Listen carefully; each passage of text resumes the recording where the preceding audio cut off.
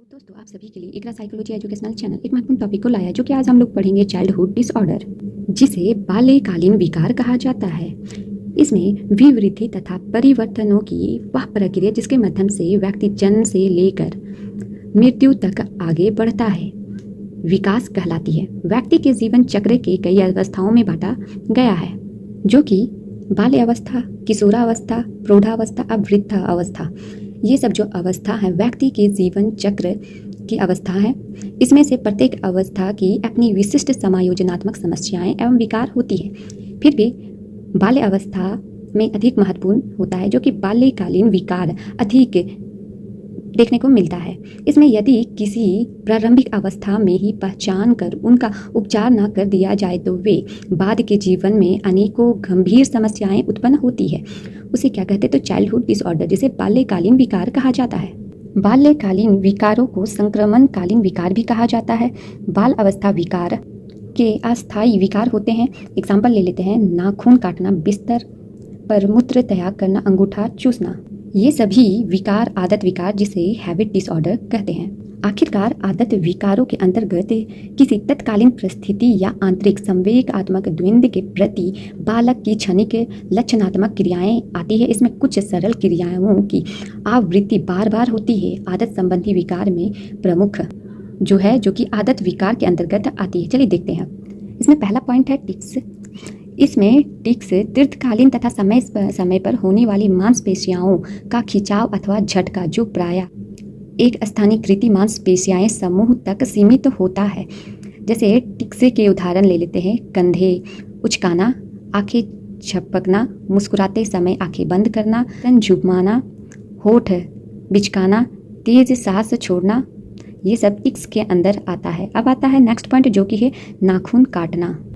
तनाव की स्थिति में बार बार घटित होने वाली यह एक क्रियात्मक प्रक्रिया है। लगभग 20% बालकों में अंगुलियों की नाखून दांतों से काटने की क्रिया देखी जाती है। तनाव के समय करने वाली बालकों, घर से बाहर की संस्था में पले बालकों या हकलाने वाले बालकों में यह क्रियाएं सर्वाधिक पाई जाती है। प्रारंभिक अवस्था में लड़के और लड़कियां दोनों में यह क्रियाएं समान रूप से पाई जाती है, लेकिन बाद की अवस्थाओं में लड़के और लड़कियों की तुलना में अधिक मात्रा में दांत से नाखून काटे पाए जाते हैं। अब आते हैं नेक्स्ट पॉइंट, जो कि है अंगूठा चूसना। अंगूठा चूसना भी एक अधिगम जन्य या कुसमायोजनात्मक आदत होती है, जो बालक को तनाव कम करने में सहायता करती है। यह व्यवहार बालकों में इतनी अधिक मात्रा में पाई जाती है कि इसे विकार नहीं माना जाता। छोटे बालकों में अंगूठा चूसना स्तनपान के वंचन के कारण पाया जाता है। बड़े बालकों में तनाव एवं प्रतिबल की स्थिति में प्रतिगानात्मक क्रियाओं के रूप में अंगूठा चूसना पाया जाता है। उदाहरण के रूप में परिवार में छोटे भाई बहन के जन्म में बालक में ईर्ष्या उत्पन्न हो जाती है, जिस वजह से वह अपने माता पिता का ध्यान आकर्षित करने के लिए अंगूठा चूसना प्रारंभ कर देता है। अब आता है नेक्स्ट पॉइंट, जो कि अनियंत्रित मूत्र त्याग करना। सामान्य रूप से जिस आयु में मूत्र त्याग कर बालक नियंत्रित पर्याप्त कर लेता है, उस आयु में मूत्र त्याग पर नियंत्रण का अभाव नहीं कर पाता है, जिसके कारण इस नियंत्रण प्राप्ति की समान आयु कार्य है। इस संबंध में वैज्ञानिक अध्ययनों का अभाव है। चिकित्सकों ने यह आयु 3 से 8 वर्ष के बीच निर्धारित की है।